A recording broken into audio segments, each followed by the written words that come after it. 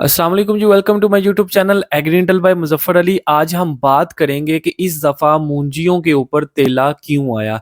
मूंजी का ये वाहद तरीक साथ सीज़न गुजरा है जिसमें तेले का हमला इतना शदीद, इतना सवेयर था कि जो पिछले तेला हम कहते थे कि तेला आता है नारोवाल बेल्ट में, सियालकोट बेल्ट में या जहाँ पे भी तेला आया करता था, वो सारे रिकॉर्ड टूट गए हैं।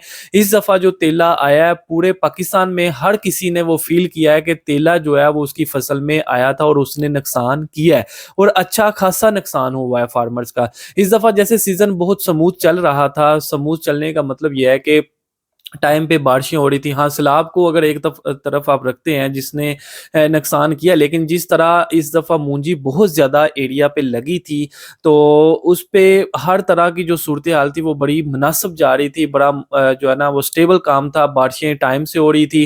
जो फार्मर भाई थे उनको अच्छी पैदावार की तवक्को थी। लेकिन आके लास्ट पे ऐसा क्या हुआ कि वो फार्मर भाई को परेशानी का सामना करना पड़ा। उसमें आप लोगों के लिए एक छोटी-सी मैं कह लें कि एक अवेयरनेस मैसेज है। आप लोगों ने खुद भी फ़ील किया होगा कि इस दफ़ा तेले का जो शदीद हमला हुआ है, आपने फ़ील किया होगा कि पिछले जो साल थे उसमें कभी भी ऐसा नहीं हुआ। तो उसकी सबसे जो मेन वजह है वो आपकी खुद की जो कह लें कि एक छोटी-सी मिस्टेक है हमारी जो किसान भाइयों ने इस दफ़ा की है, वो क्या है कि हमने शदीद किस्म की जो है वो 1847 जो है वो काश की। हर किसी ने जिससे पूछो वो कहता था कि मैंने 1847 लगाई है। नो डाउट 1847 बहुत अच्छी वैरायटी है, किसान भाइयों के हक में बहुत अच्छी साबित हुई है, बहुत अच्छी यील्ड है उसकी, पैदावारी सलाहियत बहुत ज़्यादा है। लेकिन उसके साथ-साथ हमें इस चीज़ का भी ख्याल रखना होगा कि जो 1847 है वो एंड तक अपना जो मॉइस्चर है वो बरकरार रखती है। मेरी अपनी जो पहली बहुत ज़्यादा वीडियोज़ हैं उसमें मैंने बताया भी है आप लोगों को कि जो 1847 है वो एंड तक सब्ज़ रहती है, उसके जो पत्ते होते हैं वो सब्ज़ रहते हैं, जिसकी वजह से उसमें जो मॉइस्चर होता है वो बरकरार रहता है।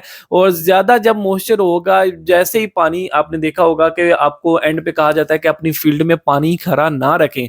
जैसे ही पानी फील्ड में खड़ा होगा तो उसकी वजह से भी तेले का हमला होता है। नमी जहाँ पे मिलेगी, जहाँ पे भी उसे मॉइस्चर मिलेगा वो तेला वहाँ पे आ जाता है। तो आप लोगों के लिए ये अब बड़ा आसानी से समझना, ये बहुत कह लें कि आप लोगों को अच्छे से समझ आ जाएगी कि हर तरफ क्या लगी हुई थी 1847। और 1847 हर जगह पे लगने की वजह से क्या हुआ कि वो तेले का हमला बहुत ज्यादा इस दफा हुआ है और हर जगह पे आया है।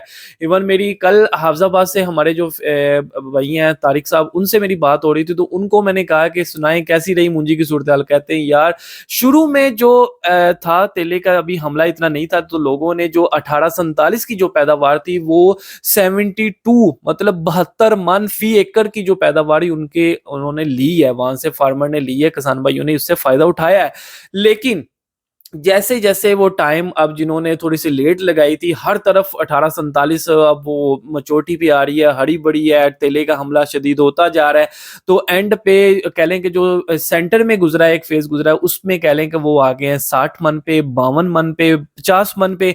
लेकिन जो एंड पे अब अभी हार्वेस्टिंग कर रहे हैं, वो आ गए हैं 30 मन पे, 35 मन पे और वही 1847 जो 72 मन ली गई, वही 1847 अब 30 मन ली जा रही है। तो इसकी वजह मेन यही है कि तेले का हमला शदीद किस्म का हुआ है। अब शदीद किस्म का हमला क्या है कि लोगों ने बहुत ज्यादा कहना शुरू कर दिया कि 1847 का तो कहा जाता है कि उस पे बीएलबी आती नहीं है।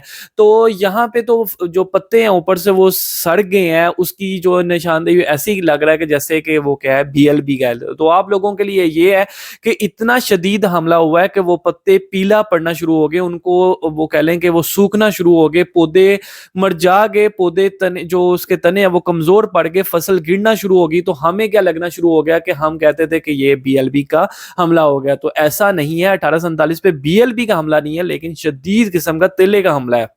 अब 1847 पे तो तेले का हमला हो गया, लेकिन एक फील्ड में साथ लगी है PB7, कोई और वैरायटी लगा लें जैसे 86 लगी है, या कह लें आप उसमें सुपर लगी है, 515 लगी है, कोई और वैरायटी लगी है। तो 1847 की वजह से वो दूसरी जो फसल है वो भी शदीद किस्म की मुतासिर हुई है। एक बात मानने के लिए है कि जो PB7 है वो थोड़ा सा उसमें कह लें कि वो स्टेबिलिटी रही है। PB7 जो है वो इंशाल्लाह नेक्स्ट जो है वो आप लोगों के लिए, आप लोगों ने भी फील किया होगा कि वो अच्छा परफॉर्म उसने किया है। तो उस पे भी हमला हुआ है, लेकिन इतना नहीं है जितना 1847 जैसे रूली है वैसे नहीं है। नो डाउट 1847 की पैदावारी सलाहियत बहुत अच्छी है, इसका रेट भी अच्छा मिल रहा है और ये कह लें कि उस पे बीएलबी भी नहीं आती, लेकिन बीएलबी की जो कसर है वो तेले ने पूरी कर दी है। तो आप लोगों के लिए ये है कि जब भी कोई डिसीजन ले तो हमारे इसमें अब गलती की जो मैं बात कर रहा था वो फार्मर भाई की ये गलती है कि हम क्या करते हैं कि एक जो लगा रहा है उसके पीछे लाके 100 बंदे उसके पीछे खड़े हो जाते हैं कि हम भी यही लगाएंगे। तो इसकी ये है कि मैंने आपको शुरू में बताया था कि थोड़ी सी वंड कट लिया करो। वंड मतलब क्या है कि आपके अगर 100 एकड़ हैं तो आप 3 वैराइटीज़ लगा लेते, मतलब जो पूरे मुल्क में बुरहान हुआ है। सुपर नज़र नहीं आ रही और हर तरफ 1847 लगी हुई है। सुपर पे क्या था कि बीएलबी का टैग था, इस पे अब तेले का आ गया है। तो आप लोगों के लिए ये है कि आप लोग इसको थोड़ा-सा सेग्रीगेट, मतलब थोड़ी वैराइटीज़ जो है उनको सेग्रीगेशन उसमें लाज़मी लेके आया करें।